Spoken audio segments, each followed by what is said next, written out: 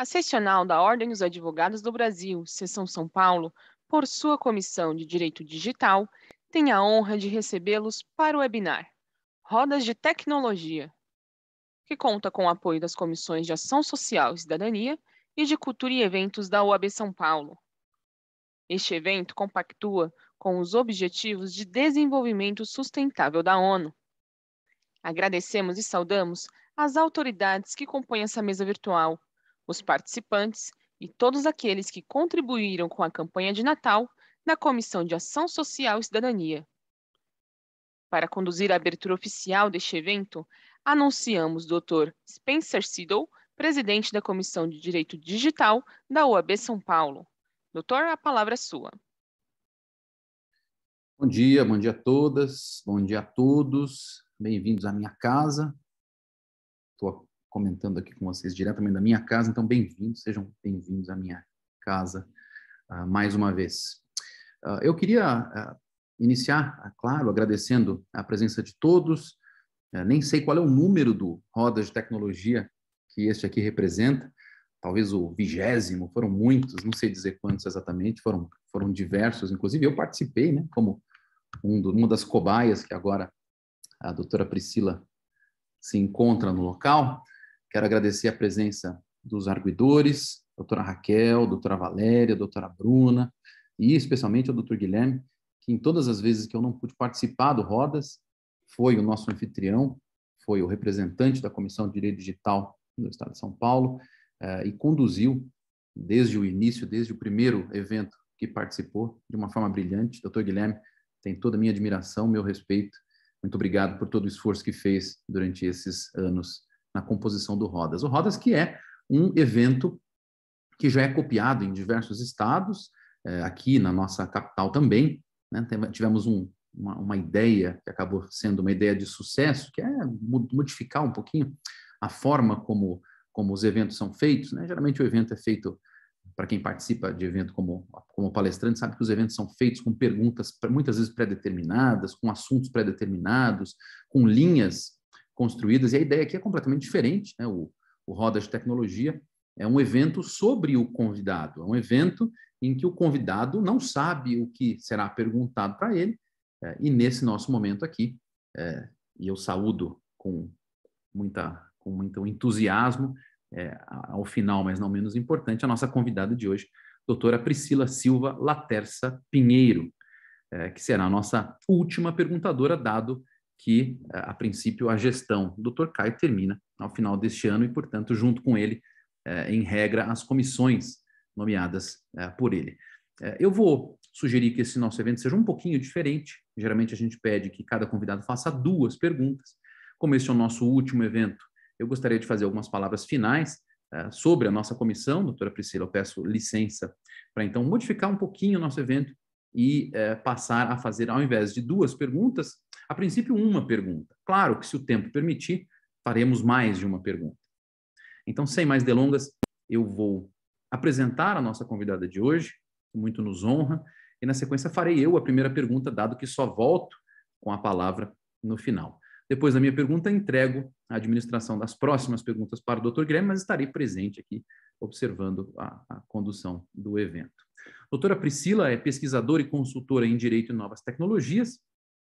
Ela é doutora em Direito Constitucional pela PUC do Rio e ela é fellow pela Universidade de Oxford. Então, muito bem-vinda, doutora Priscila. Eu vou já fazer a minha pergunta, passo para a doutora as palavras iniciais depois dessa pergunta, e vou fazer uma pergunta que foge um pouco da minha área. Minha área é direito criminal, né? Eu sou, na minha área de expertise, sou pesquisador na área de direito criminal, mas gostaria de fazer uma pergunta de direito constitucional ou filosofia do direito, uma pergunta muito difícil de responder na minha forma de pensar. Eu estava escovando os dentes e falei, meu Deus do céu, como responde essa pergunta? Então, vamos lá. Numa sociedade de metaverso, criptoativos, realidade virtual, numa sociedade de NFT, non-fungible tokens, estamos migrando para outro ecossistema, e nesse ecossistema novo, as garantias constitucionais da pessoa humana representada pelo seu avatar permanecem? Os fundamentos da teoria geral do Estado permanecem? Doutora Priscila, a palavra é sua para as considerações iniciais e para essa bomba inicial. Obrigada, doutor Spencer. Eu queria até ressaltar aqui a minha honra e a animação por participar desse último Rodas de Tecnologia do ano, mas espero que não seja a última edição do programa, né, que ele continue aí nas próximas oportunidades, porque é um programa super interessante, já estava acompanhando antes, então muito obrigada pelo convite a todos que estão compondo esse programa junto comigo hoje. E muito interessante também sobre o formato do programa é justamente a gente estar livre, né, para falar sobre diversos temas e temas desafiantes e discordar um do outro e sempre com muito respeito e para tentando acrescentar, né, nos debates, e inclusive desafiando, né, temas aí que possivelmente a gente não sabe. E já começou assim super complicado, mas que traz uma reflexão muito boa. Eu começaria fazendo uma reflexão justamente pensando que nesses desafios, né, do metaverso e tudo que está por vir, né, que já está acontecendo, a gente está presenciando, na verdade, uma mudança que a gente, na verdade, já via na ficção científica, mas que a gente agora está vendo na prática, de que o mundo virtual ele se distancia cada vez menos do mundo físico. Então, a tecnologia e como a gente se comporta com a tecnologia, né, está cada vez mais unido com as repercussões para a nossa pessoa física e para o mundo real, digamos assim. Então, as implicações disso, né, que a princípio imprevisíveis em nossas interações com as máquinas, interações humanas, eu acho que sofrem também uma mudança profunda e com certeza o direito vai ter que se adaptar a isso, né? A gente já tem visto alguma mudança, por exemplo, né, no direito clássico, sobre a própria flexibilização do que a gente entendia como espaço público e espaço privado. Isso veio muito com as mídias sociais, né? Então, o que a gente entendia como um debate de espaço público e o direito ali, o direito positivo regulava, né, o espaço da liberdade de expressão somente no espaço público, na arena pública, em que a gente externava as opiniões, né? E no âmbito privado, idealmente, o Estado não conseguia se inserir tanto, e agora a gente tem essa flexibilização, quando nas redes sociais a gente não sabe, mas, na verdade, se aquilo é um espaço público ou um espaço privado, e como que o Estado vai regular aquele espaço, né? Então, dificuldades para regular agora discursos. Então, a gente retoma as teorias clássicas do working, Jeremy Waldron, tentando inserir como que aquilo se insere nesse novo debate e como que a gente vai regular esses espaços.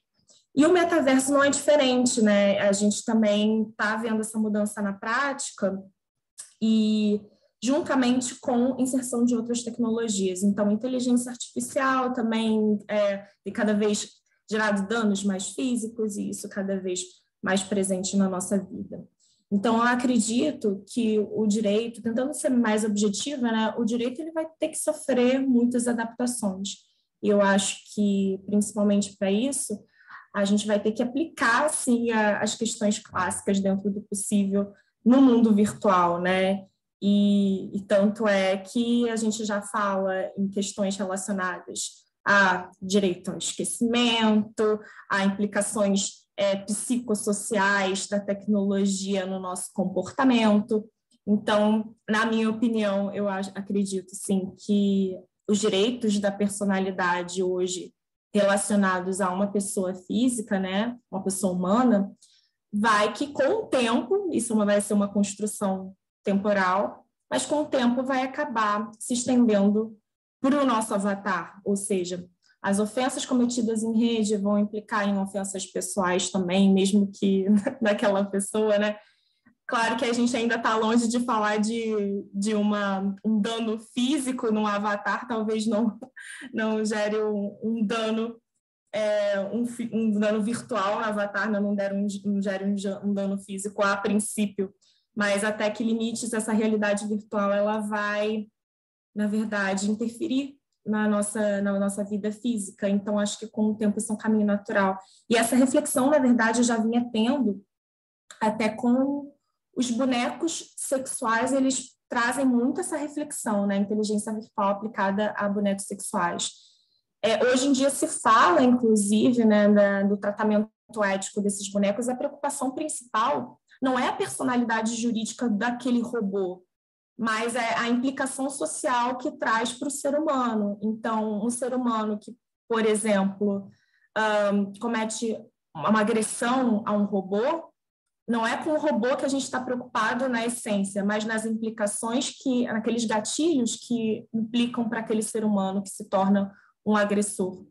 Então, eu acho que a gente está começando cada vez mais a ser desafiado nisso, né? Então, pensar em direitos éticos com relação a essa tecnologia, e a aplicação desses direitos da personalidade tem estritamente tudo a ver com isso. Então, a gente ainda vai pensar como aplicar, né, isso na prática, mas, sem dúvida, eu acho que isso vai começar a se estender para o Avatar, sim. Vamos ver aí os próximos capítulos. Espero que eu tenha respondido aí. Foi ótimo. Doutor Guilherme, deixa o senhor conduzir, me disse que tem um compromisso em 20, 30 minutos. Deixa o senhor, então, com a palavra para fazer sua pergunta e na sequência, deixa comigo que eu toco. Tá bom. Obrigado, Spencer. E aproveito aqui para agradecer esse ano que estive aqui com vocês e coordenando o Rodas, foi excelente. Começamos com você, sendo o entrevistado, uma homenagem pelo seu trabalho frente à comissão. Muito obrigado.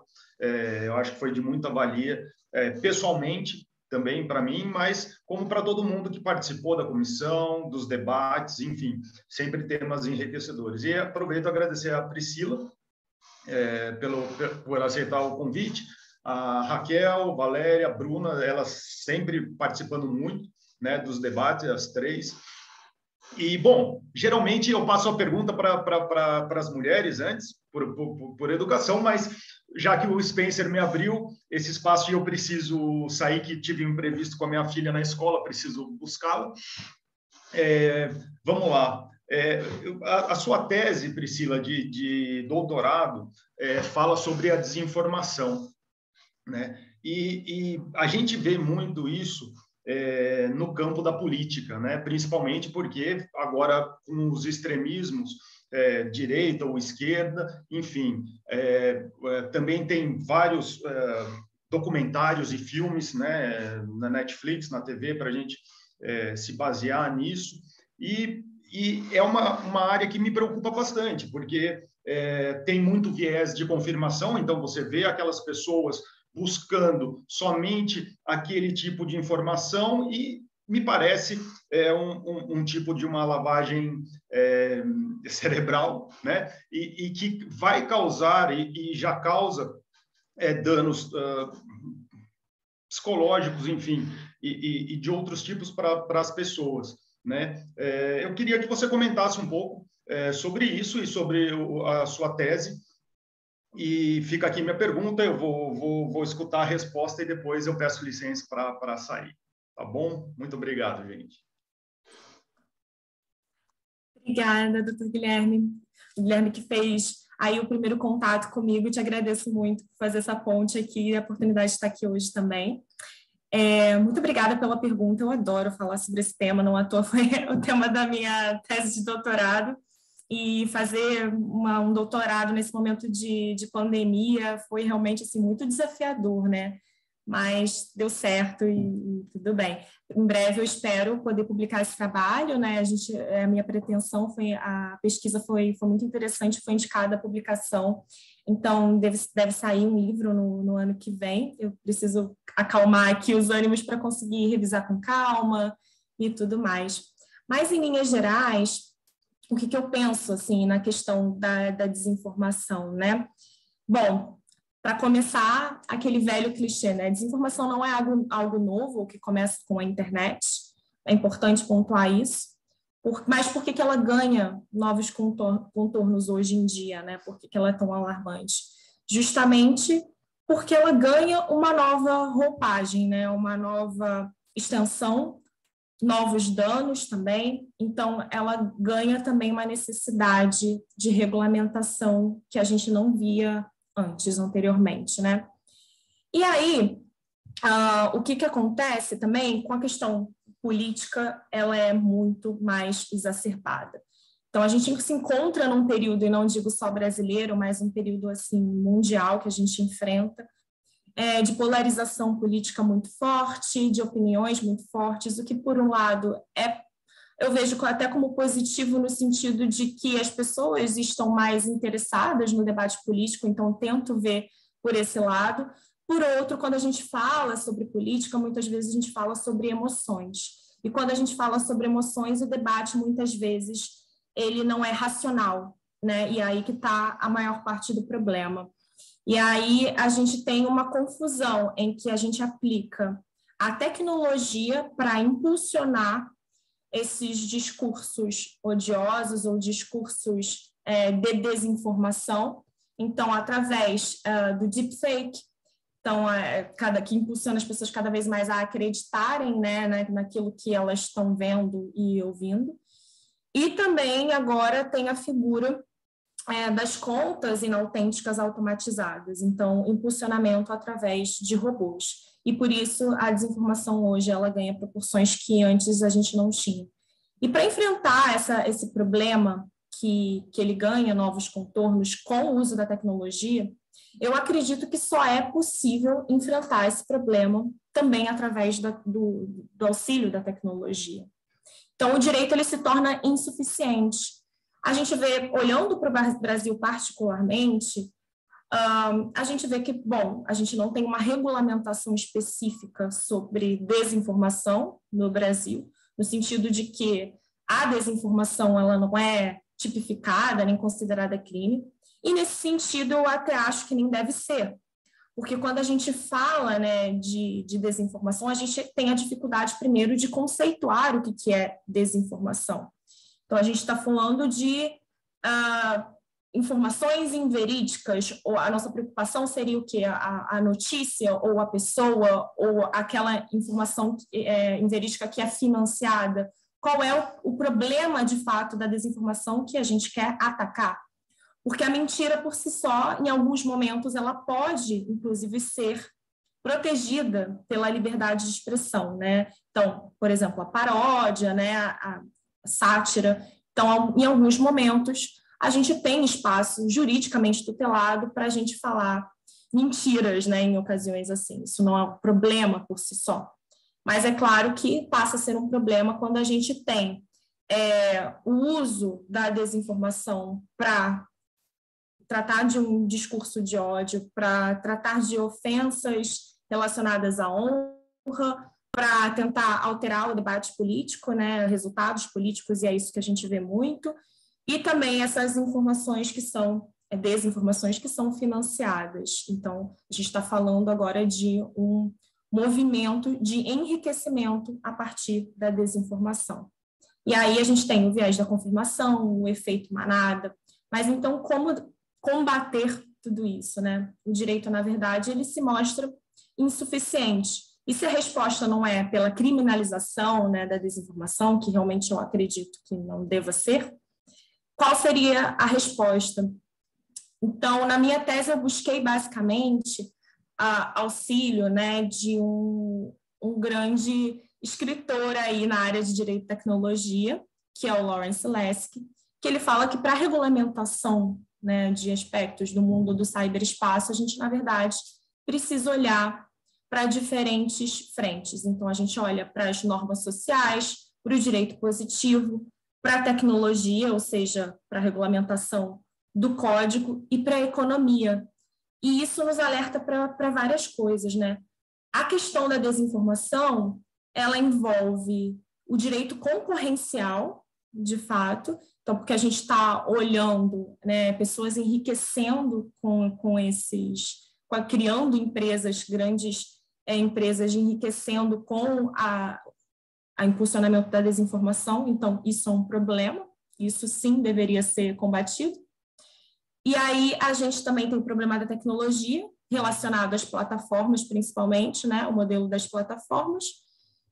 Nesse sentido, eu acredito que haveria ter o melhor modelo, para mim, é um modelo de corregulação.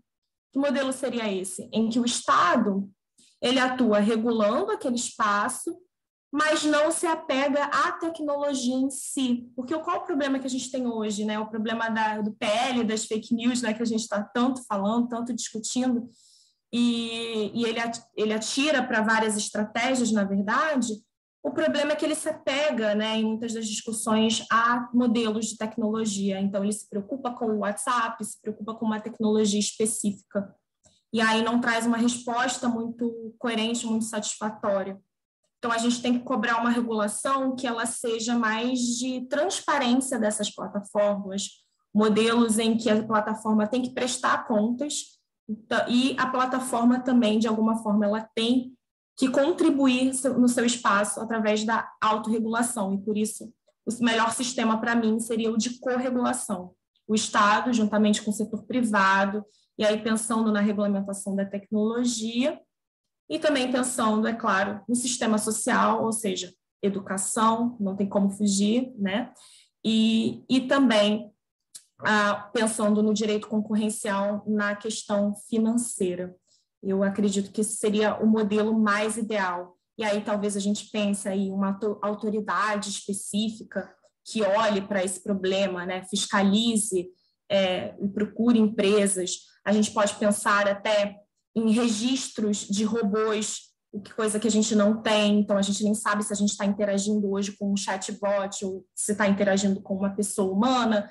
Então, essas estratégias juntas eu acho que são importantes para o combate à desinformação, mas que não há uma única resposta, uma única regulação capaz de salvar a gente da desinformação.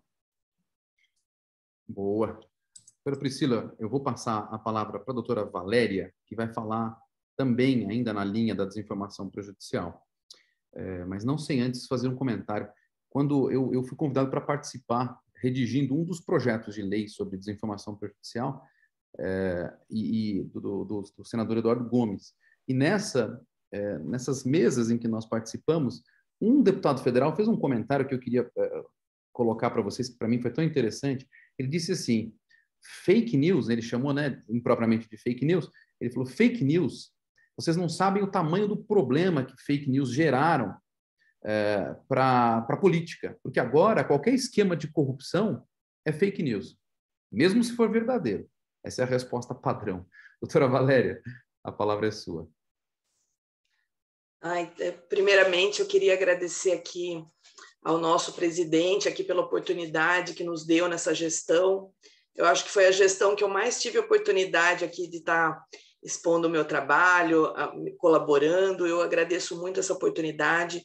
Tivemos, assim, painéis incríveis. Queria também estender os agradecimentos em nome do Dr. Guilherme a toda a comissão, uma comissão muito atuante. O Dr. Guilherme sempre ali à frente do Rodas de Tecnologia também, com muita maestria e gratidão imensa. Doutora Priscila, que honra tê-la aqui conosco. Um tema assim, que é muito caro para mim. Por coincidência, ontem, eu atuo em Portugal também, eu trabalho em Portugal há 7 anos, e com a pandemia, antes da pandemia, eles não falavam muito sobre fake news, né? Então, essa parte da desinformação é muito preocupante. E ontem eu tenho um amigo muito querido, que ele é deputado, e até printei aqui para mostrar para a senhora sobre ontem, que ele mencionou que ontem, por coincidência, na tarde de ontem, eles tiveram um debate na Assembleia em Portugal, né, sobre as fake news, né, o impacto da desinformação na democracia. E o parlamento, para o parlamento dos jovens. Então, o que acontece? Esse ano tivemos eleições em Portugal recentemente e pela primeira vez fomos abordados para poder ajudar, porque já começou a prática nas eleições lá. E para o ano que vem, já está previsto que um dos maiores crimes vai ser, dos 5 crimes aplicados em 2022, vai ser por conta também do fato das fake news nas eleições de 2022. Então, com tudo isso, e também contando que houve um seminário agora recente, em outubro, já preocupado, né, o TSE já preocupado com esse assunto, né, com essa temática, no evento do segundo Seminário Internacional de Desinformação e Eleições. Então, eu gostaria de saber a sua opinião, enquanto estudiosa do tema, o que poderíamos fazer para mitigar riscos, frente que já sabemos o que teremos que enfrentar no futuro. Muito obrigada. Obrigada, doutora Valéria, pela pergunta. Super desafiante. Na questão das eleições, eu considero que o tema seja um pouco mais sensível, né? Não é minha especialidade, o direito eleitoral, mas eu considero que seja um pouco mais sensível e é a razão principal que, na verdade, a gente já tem algumas resoluções eleitorais sobre o tema e que regulam a desinformação de alguma maneira, ainda que a gente não tenha, como eu disse, uma lei geral sobre desinformação ou que criminalize a desinformação de uma forma abrangente, né? Mas no direito eleitoral, o que a gente tem até o momento é, assim, como um crime eleitoral ou a criminalização dessa postura enquanto uso da desinformação para atacar um determinado candidato ou para tentar alterar o curso daquelas eleições. Fora isso, eu acredito que o TSE tem feito um trabalho super importante e eu acho que está sendo interessante, esse trabalho está sendo feito, né, de maneira experimental, então está sendo implementado juntamente com que os problemas surgem. O tema no Brasil, particularmente, ele ganhou muita relevância a partir de 2018, então super, super recente. A gente ainda está aprendendo a lidar com isso, né? O que eu acho importante, na verdade, é a gente tentar não copiar modelos estrangeiros, né, de maneira impulsiva, porque eu vejo muito tentar se inspirar no modelo alemão, que já tem uma norma específica para isso, só que o modelo alemão é um pouco diferente, né? Na verdade, a lei alemã, ela é voltada mais para mídias sociais, não olha especificamente para a questão eleitoral, por exemplo, e ela tem como base o Código Penal da Alemanha, né? Então, tem definições para respaldar aquilo, coisa que a gente não tem ainda no Brasil muito sólida. Então, criar uma lei da desinformação agora, nesse momento, é que eu tenho um certo receio de como que isso vai virar, até porque o debate da desinformação ele tem virado para atacar em diferentes frentes, né? Ora, o problema se olha para a moderação de conteúdo, ou seja, mídias sociais, ora, a gente olha para as mensagens de mensageria privada, né? Então, olhando especificamente para o WhatsApp, ora, a gente tenta olhar para as eleições, então aqui o debate ele está muito esparso. Mas eu acho que, com relação às eleições, as medidas que estão sendo tomadas hoje, eu tenho visto com muito bons olhos, eu tenho achado que elas são muito boas. Eu acho que as resoluções do TSE têm funcionado, têm prometido um funcionamento muito bom, já tem alguns estudos mostrando como isso tem repercutido, e, particularmente, também algumas parcerias, né? Eles têm um chatbot justamente de atuação no WhatsApp, o que é muito interessante, porque o WhatsApp é justamente muito difícil de regular pela criptografia, né, o sigilo das comunicações que deve sim ser mantido. Então, como entrar nesses espaços? Então, esse chatbot também do TSE tem uma atuação interessante, porque ele mostra de maneira educativa os alertas com relação à divulgação dessa desinformação nesses espaços. A restrição dos encaminhamentos também de mensagens, eu acho muito importante. Então, eu acho que, por enquanto, é o que a gente pode fazer. Como eu disse, a gente não tem como resolver esse problema agora, eu acho que o momento é de muita reflexão, mas eu acho que a gente tem que pensar principalmente sobre a questão, principalmente dos robôs, né, de como esses robôs têm atuado em rede para a divulgação dessas notícias falsas, principalmente em época de eleições. Então, eu acho o que mais urge no Brasil, que ainda não foi implementado pelo TSE, por exemplo, é justamente esse registro de robôs, né, para a gente saber com quem a gente está se relacionando, com quem a gente está falando, e regular as campanhas eleitorais. Eu acho que, especificamente para as eleições, essa é a principal saída, a meu ver. Obrigado, doutora Priscila. Obrigado, Valéria, pela pergunta, pelas palavras. Vou passar a palavra para a doutora Raquel, por gentileza, para fazer o seu questionamento. Olá, bom dia. Primeiramente, não tem como, né, deixar de agradecer. A gente está chegando ao final do ano. Foram diversos painéis de rodas. Então, aqui o meu agradecimento pessoal, né, e profissional, doutor Spencer Sido, né, por ter me acolhido aí na Comissão de Direito Digital. Eu aprendi demais durante esses 2 anos aí que a gente vem caminhando juntos. É um prazer enorme também estar aqui com a doutora Priscila. Eu tive a oportunidade de conversar um pouquinho antes, né, da gente começar. E a minha pergunta não é uma pergunta, na verdade, é mais uma reflexão, porque tudo esse tema para nós é tudo muito novo, na verdade, né? E pegando o gancho da desinformação, que é o que estava em foco agora, eu trago isso eu vi que a doutora Priscila fez um trabalho ali muito importante ali junto ao Instituto de Tecnologia e Sociedade, né? Então tem ali um dos primeiros livros que fala sobre a LGPD em relação à proteção de dados de crianças e adolescentes, que é uma preocupação hoje. Eu acho que eu, como mãe, enfim, os pais em gerais, né, de todo o Brasil, tem uma preocupação muito grande, né? A gente eu já tenho escutado ele falar em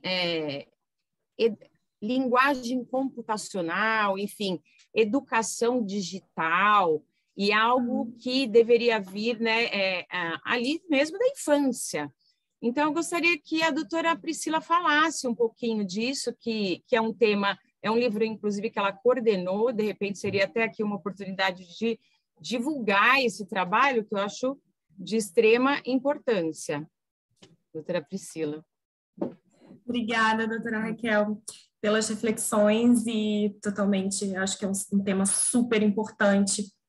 Não à toa nos motivamos a elaborar esse livro que conta aí com a participação de vários especialistas do Brasil que toparam participar, né, sobre esse tema e abrindo um espaço da agenda para contribuir. Esse livro, é interessante também comentar que ele é em Creative Commons, né, ou seja, ele é liberado, gratuito, para todo mundo que quiser baixar. E nosso intuito com o livro foi justamente incentivar que pais, educadores pudessem ter acesso àquelas informações e como que a questão é tratada pelo direito e que como ainda a gente está longe de chegar também no modelo ideal, né?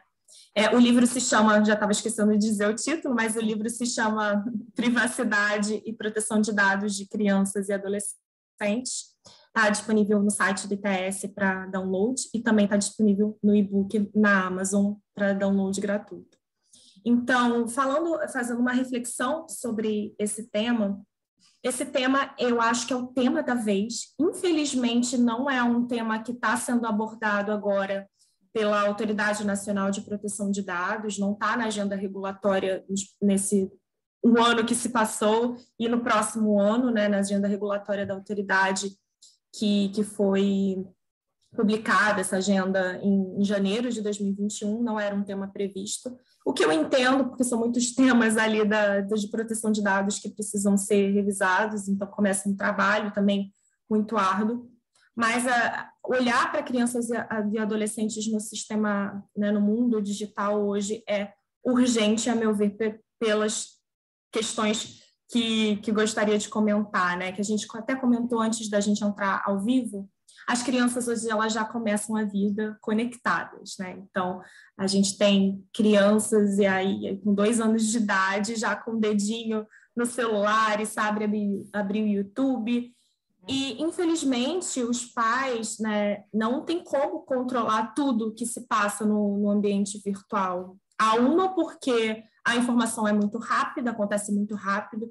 Então, é um clique, é um momento de distração em que a criança ela já está vendo um conteúdo inapropriado e tudo acontece muito rápido, é impossível controlar o tempo todo. E quando a gente fala de adolescentes, então, a questão aí fica mais complicado, porque, primeiro, a inserção digital para os adolescentes, ela é, inclusive, desejada, é importante para a pesquisa, para a educação hoje, não tem como afastar, né, os adolescentes da tecnologia.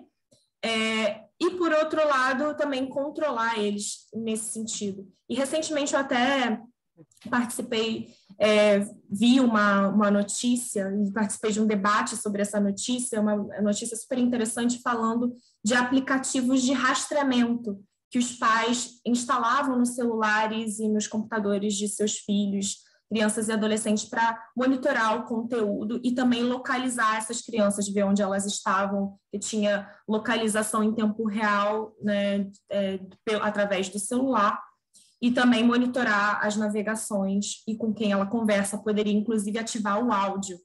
E aí a gente entra num debate em que, por um lado, os pais, eu compreendo, estão numa situação de vulnerabilidade em que eles tentam proteger essas crianças e adolescentes nesse mundo cada vez de exposição a ódio, de exposição a imagens ou até de autoexposição em que a criança ou adolescente pode ter imagens não desejadas, íntimas ou não, né, suas, na rede, de maneira que não seja desejável e que no futuro também acarrete problemas até para a sua carreira, né? Então, por isso a gente fala hoje de um possível direito ao esquecimento, que está em debate, né? Justamente por isso. Então, é super alarmante. E, por outro lado, a gente vê esses pais também invadindo a privacidade desses adolescentes, né, ou crianças, nesse desespero de controlar essas tecnologias. Então, qual é a melhor saída no caso, né? E a gente ainda não encontrou esse balanceamento. Por um lado, o direito, né, ele não traz respostas, até o próprio artigo 14 da Lei Geral de Proteção de Dados, ela fala que uma das bases, né, para o tratamento de dados de crianças e adolescentes seria o consentimento dos pais. Mas o artigo 14, inclusive, ele não deixa claro em que situações esse consentimento ele não é necessário. E algumas vezes ele não é necessário. Por exemplo, o setor público vai tratar dados de crianças e adolescentes sem haver o consentimento, né? Então, em que momento os pais devem atuar nesse consentimento, nesse controle? E aí a gente vê a necessidade da educação digital cada vez mais fortes. Então, como que os pais, inclusive, devem atuar para eles mesmos não exporem seus filhos nas redes sociais, o que também é muito frequente. A gente vê, é muito frequente ver pais que colocam fotos dos filhos, às vezes com o uniforme da escola, e isso abre inúmeros riscos. Inclusive, outros exemplos até mais sutis, mais bobos do que pode acontecer no dia a dia, que abrem alerta. Por exemplo, um perfil aberto de um pai numa rede social como o Instagram, por exemplo, em que se compartilha a foto da criança e se coloca o nome da criança. Só com a informação do nome da criança, do nome dos pais, já é possível ter uma fraude de identidade daquela criança. Isso porque a criança, ela não atualiza os seus documentos assim como um adulto, ela não utiliza seus documentos assim como um adulto, assim, identidade. Então, até descobrir que tem uma outra pessoa usando o nome da criança com a data de nascimento e o nome dos pais, isso demora para se descobrir. Então, são coisas muito pequenas e a gente ainda está descobrindo a proporção e os impactos que isso vai ter ao longo da vida dessa criança e do adolescente. E, por isso, pensar em educação da mídia digital como a própria criança, o próprio adolescente, ele deve aprender a se defender naquele espaço, ele deve ele mesmo ser capaz de compreender o que ele pode, o que ele não pode utilizar, em que momentos ele precisa da autorização dos pais. Isso é super importante, e isso começa na educação infantil. Então, é muito interessante, sim, que as escolas estejam cada vez mais implementando aulas de informática, mas que o alerta fica que isso vem acompanhado de um auxílio pedagógico de como utilizar aquilo de uma maneira mais saudável para ela e protegendo seus dados pessoais. Então, essa educação ela deve vir desde a infância.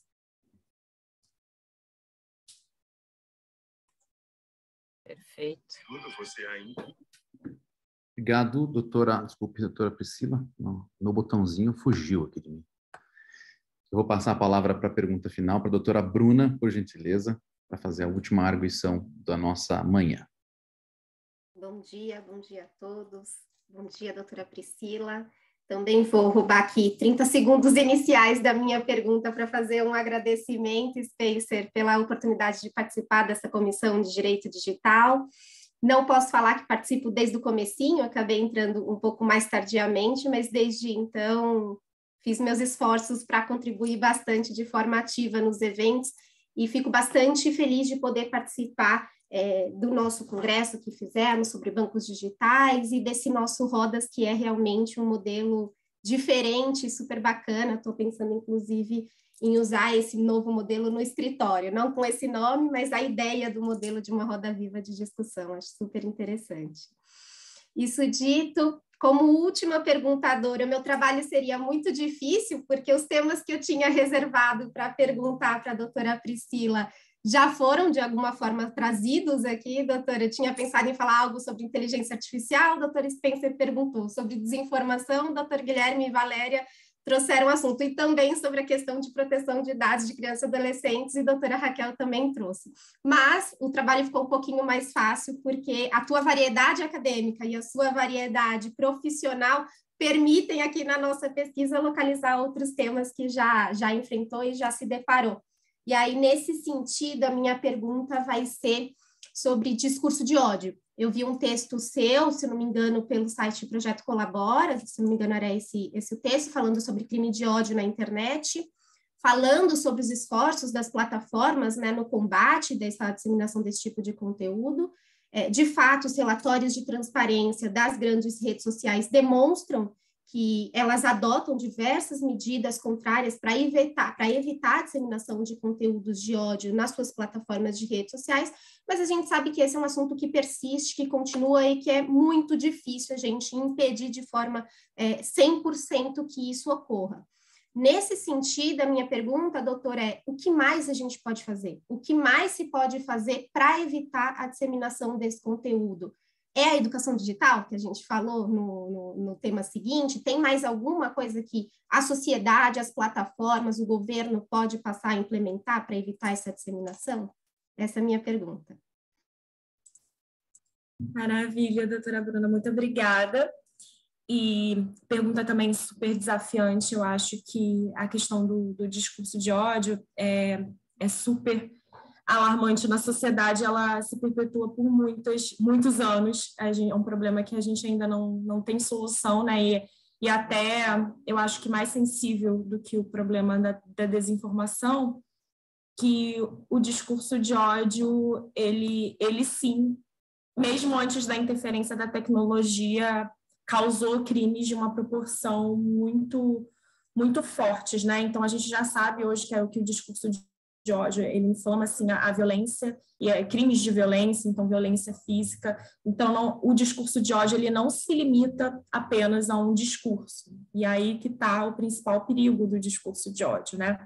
Eu comecei os meus estudos, na verdade, né? Eu sou formada minha especialidade é direito constitucional. Então, os meus estudos, eles começaram na liberdade de expressão e no estudo do discurso de ódio, e depois que eu fui ingressar no estudo de direito das novas tecnologias por uma consequência natural, porque na internet eu precisava estudar mais sobre isso. Mas a questão do discurso de ódio também, o que me chama muita atenção são até os tipos do discurso que são cometidos, né? A gente sabe também, tem uma dificuldade de definição, assim como o problema da desinformação, o que é discurso de ódio, o que a gente considera discurso de ódio. E assim como a desinformação, a gente tem A questão é encarada no Brasil como um discurso limitador, né, à liberdade de expressão. É claro, o discurso de ódio não é permitido, né, dentro do aspecto da liberdade de expressão, porém, a gente não tem uma definição clara do que é o discurso de ódio. E isso é uma questão que me incomoda muito também sobre os parâmetros de decisão de como a gente encara o discurso de ódio. Então, no Brasil, a única regulação específica criminal que a gente tem baseada, né, para dar embasamento a um julgamento com relação a discurso de ódio é a Lei de Antidiscriminação Racial, a Lei CAO, que ela fala, né, da discriminação racial e também estendeu a sua aplicação para o que se compreende um discurso de ódio religioso também. Então, a gente tem principalmente essas duas definições e depois, posteriormente, né, a jurisprudência fez uma equiparação também no STF de que a homofobia também seria encarado nesse sentido como um discurso de ódio. Então, é uma construção, mas a gente não tem uma definição clara do que é o discurso de ódio.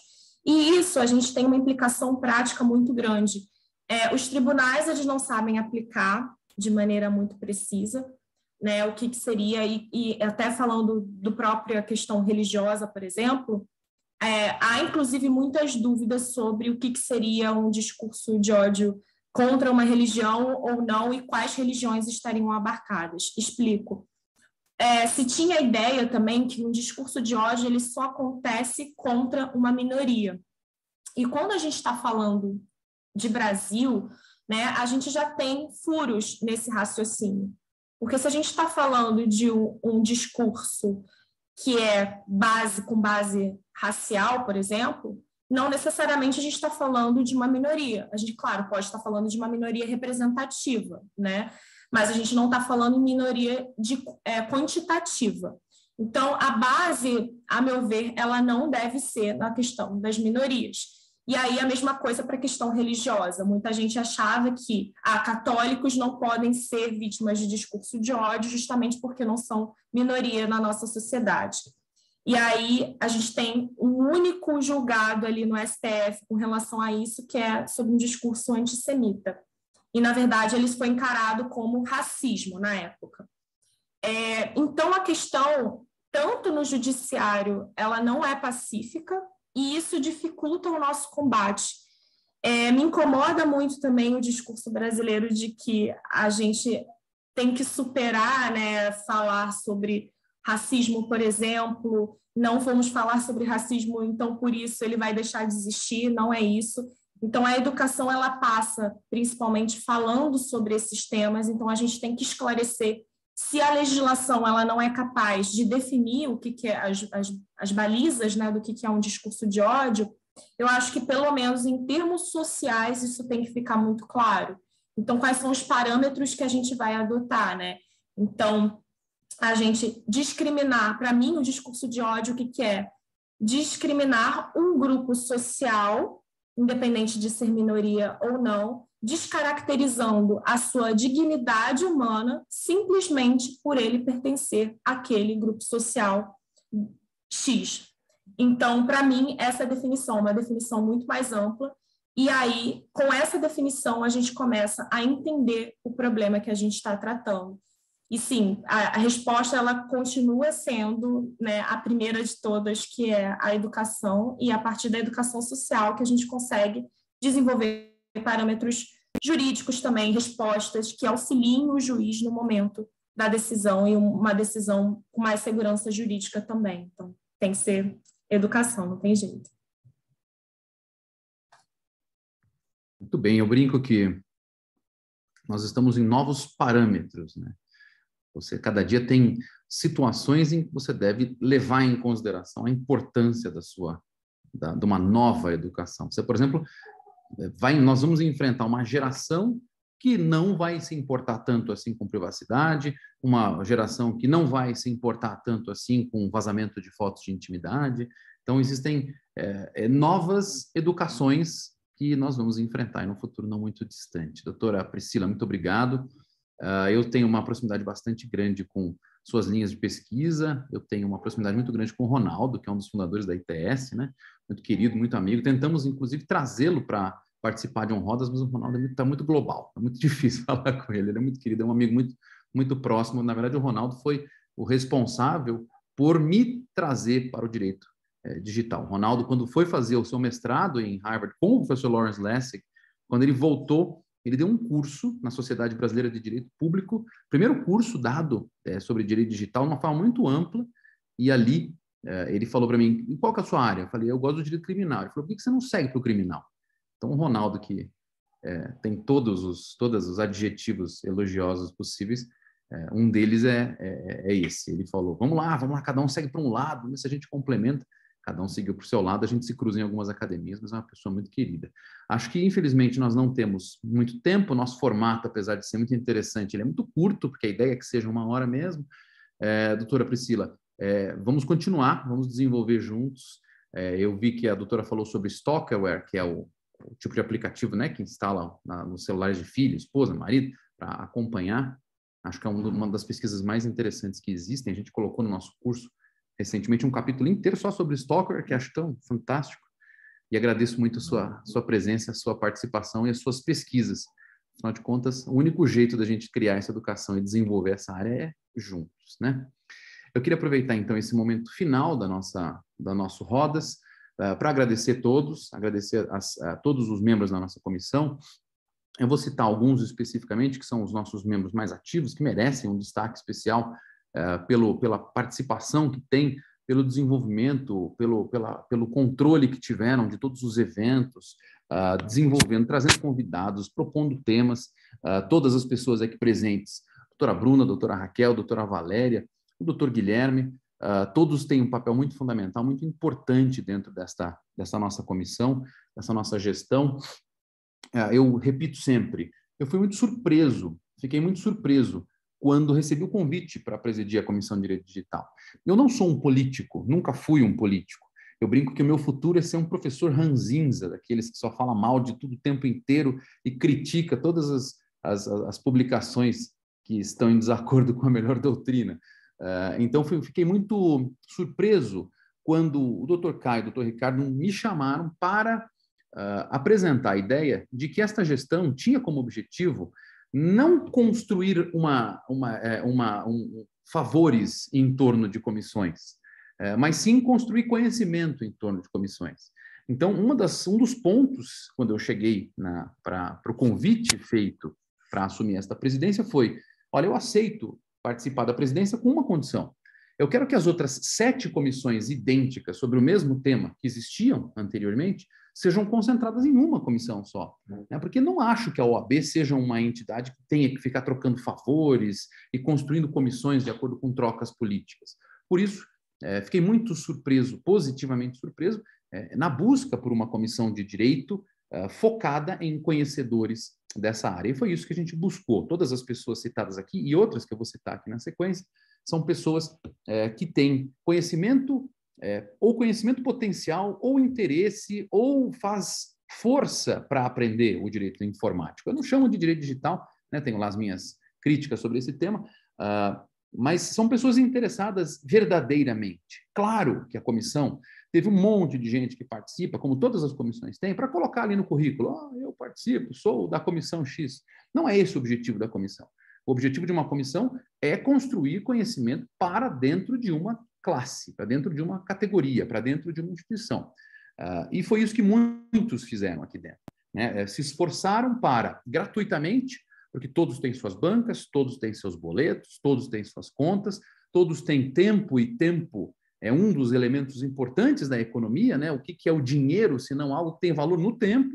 Então, nós perdemos nosso tempo, ou dedicamos nosso tempo para a construção dessa área, e foi isso que nós tentamos fazer nesses nossos 3 anos, claro, um pouco prejudicados pela questão da nossa pandemia infinita, mas ainda assim um esforço para que nós pudéssemos construir ou desenvolver de modo acadêmico, porque é esse o perfil que eu acabo tendo, esta área. Fizemos eventos como questões jurídicas das redes sociais, nunca antes feitos.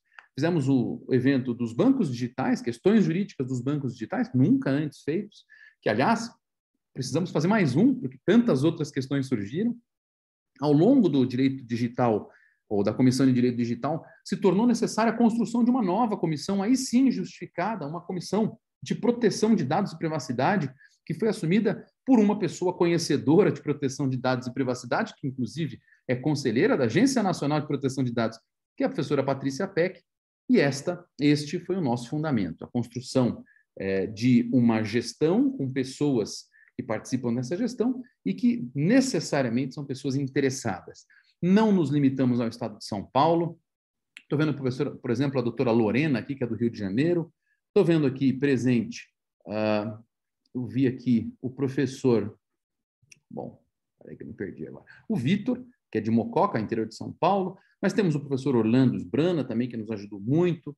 Eu vou ler daqui a pouco alguns nomes, mas pessoas do Brasil inteiro. Nosso coordenador de perícias informáticas, lá, o Marcos Monteiro, né, lá de Fortaleza. Então, não nos limitamos ao Brasil, não nos limitamos ao estado de São Paulo. Fizemos um evento internacional trazendo um professor da Índia para falar sobre cibercriminologia. Este ano, quando falamos sobre direito penal informático, né, um simpósio internacional de direito penal informático, e este foi o nosso objetivo. Então, eu quero agradecer algumas pessoas em especial.